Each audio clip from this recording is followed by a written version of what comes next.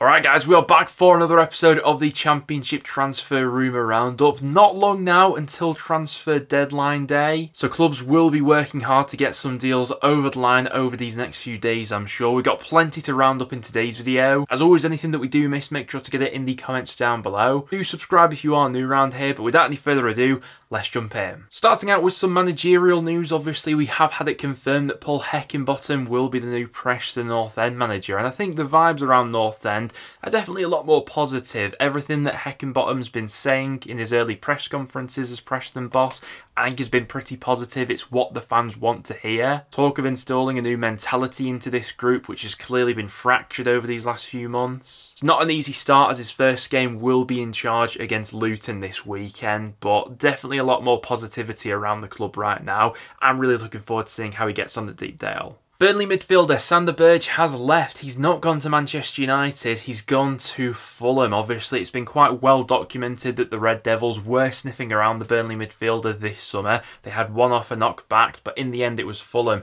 who have managed to get a deal over the line for him, securing him for a base fee of around 20 million, which will rise to 25 with add-ons included. I think that's a really nice deal there from Fulham. I think they're getting a player who's more than good enough at that level. Yes, it's a loss to Burnley, but even with his departure, they're still left with a squad which is more than good enough to challenge for promotion. Another departure we've seen from Burnley is Anas Sarori, who's joined Lens on a permanent basis for an undisclosed transfer fee. Shame we're not going to get to see any more of Sarori in the Championship, particularly in that promotion-winning campaign with Burnley under Vincent Kompany. He was absolutely electric, wasn't he? But he'll get the chance to make a fresh start now in France. Burnley themselves have completed a deal for Chelsea defender Bashir Humphreys. We spoke about this one on last time's video, but it has since been confirmed. I think this edition at Burnley is definitely seen as a long-term signing, looking to tap into Humphreys' potential. Millwall are the Championship club who've won the race for Reading playmaker Femi Aziz. There were a few Championship clubs sniffing around the 23-year-old this summer, but Millwall have snapped him up,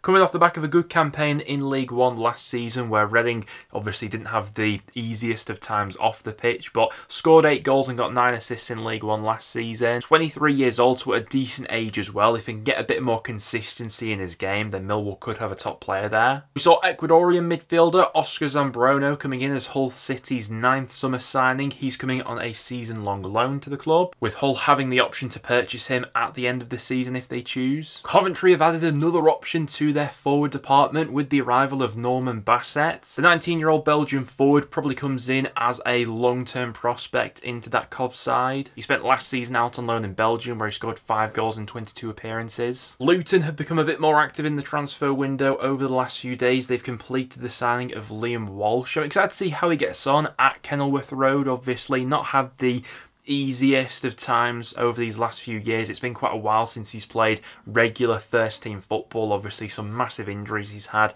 in recent seasons, but still just 26 years old. He joins the club on a free transfer. And we also saw Luton splashing the cash on Cardiff defender Mark McGuinness. We saw how short of defensive options they probably were in that opening day performance they had against Burnley. Still got a few centre-halves to come back from injury, haven't they? But McGuinness will come in and will improve that back line. Certainly the options they've got available to them at this point in time. It is quite a bit of money they've spent on this one. With add-ons included, the deal could rise to as much as £10 million.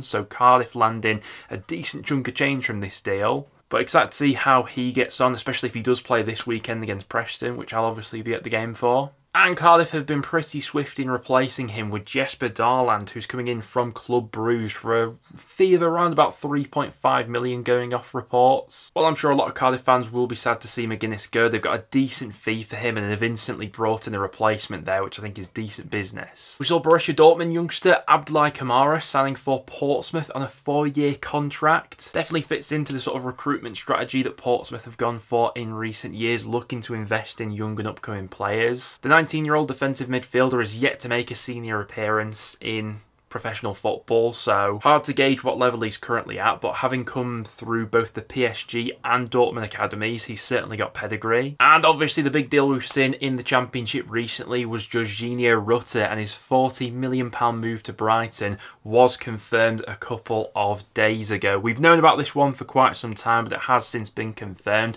Looking forward to seeing Rutter back in the Premier League after a standout season in the Championship last time. It certainly feels like he's going back into the Premier League a lot more of a well-rounded player compared to when he was last there with Leeds. But how Leeds go about replacing his creativity in the final days of the window, we'll have to wait and see. But those are some of the done deals we've seen going through in the Championship over these past few days. Now without any further ado, let's jump into the rumours. And I think the obvious place to start out today is with Jack Clarke. Plenty of news surrounding the Sunderland winger right now, who is being tracked by plenty of clubs. Ipswich Town have tabled an opening offer for the Sunderland winger, believed to be worth an initial fee of 15 million, which could then rise to 20 million with add-ons included. As of recording, it's been reported that Sunderland are considering that offer, but the Black Cats themselves value Clarke closer to 25 million than they do 20. So you'd have thought they'd look to squeeze a little bit more out of that deal.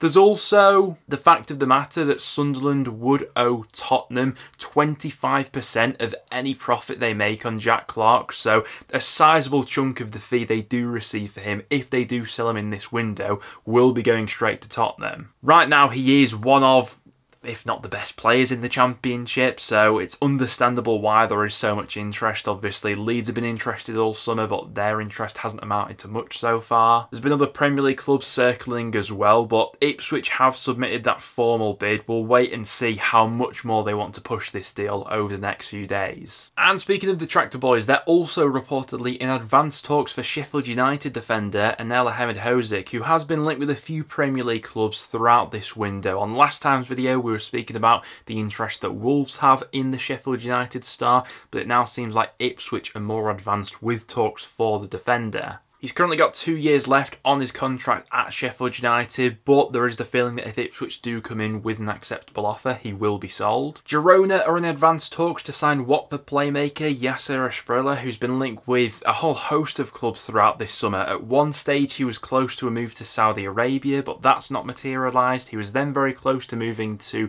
the French top division. That's not materialised as of yet either, and it now seems like his landing destination will be Girona instead. Now, Watford themselves are set to bank a big chunk of change for the 20-year-old, with the financial package believed to be in the region of 25 million. Listen, he is a top player, but going off rumours from right at the beginning of the window, I think every Watford fan probably expected him to move on at some point. Wesley Hoedt also seems to be on his way out of Watford, with a move to Al-Shabaab on the cards for the experienced defender. If that move does go through, no doubt he'll be getting a serious pay hike heading to Saudi Arabia. You've also got Seri from Hull City, who's in talks with a club from Saudi Arabia, with Alaroba reportedly closing in on a deal for the experienced midfielder. Always quite liked Seri in the Championship, and I think that overall he's definitely had a positive influence on that Hull City side, but a move this summer now seems more than likely. My team Preston North End have rejected an offer from West Brom for striker Will Keane, with the Baggies still keen to improve their forward options, it would seem. It isn't thought that West Brom's opening offer was that much for the striker, which I'm sure is why Preston have knocked it back, and since having that opening offer rejected,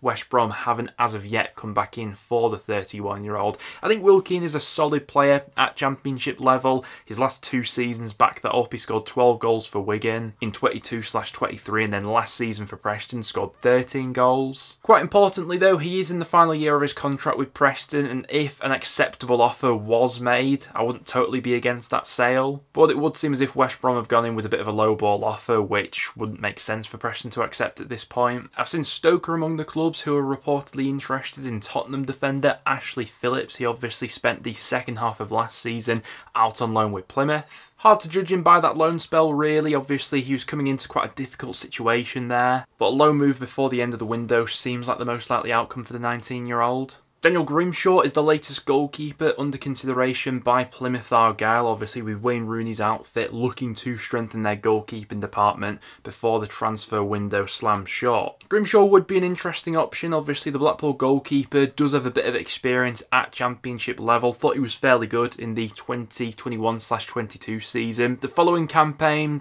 found it a little bit more difficult. I think everyone at Blackpool did. He was sort of rotated with Chris Maxwell that year. There was a lot of inconsistency within that whole Blackpool backline the year they were relegated. But he's 26 years old. It's believed that a fee of around 600 to 700k could be enough to swing this one for Plymouth. Leeds United have a deal in place to sign Largi Ramadzani, so will be strengthening their winger options between now and the end of the window. The 23-year-old will be coming over from Almira, who were relegated from La Liga last season. In La Liga last season, the 23-year-old got 3 goals and 5 assists, albeit in a side that did struggle. Been reported that Leeds will pay just shy of £10 million for the winger. Bit of background about him: he previously spent time in both the Charlton Athletic and Manchester United youth academies, but it's in Spain where he's really made a name for himself. I'd be interested to see him in action in the Championship for sure. Manor Solomon is another player that Leeds United are considering as well. The Tottenham winger hasn't had an easy time over these last few years when it comes to injuries. He has missed a lot of football. Potentially a dip back down to the Championship could get his career back on track. Birmingham are reportedly interested in a move for Bristol City midfielder Taylor Gardner-Hickman. Now this would be a really ambitious move for the Blues, especially with them being in League One, but hey, they've had a really ambitious window up until this point and have signed a lot of Championship standard players. Now the 22-year-old only joined Bristol City on a permanent basis back in January after he initially impressed with them on loan from West Brom. Birmingham certainly haven't been shy of splashing the cash so far this summer, but that would be some signing for League One if they managed to pull that one off. But those are some of the latest Championship transfer rumours that I've seen going around. Anything else that you've seen, do drop it in the comments down below. Other than that though guys, thank you very much for tuning in, and I'll see you all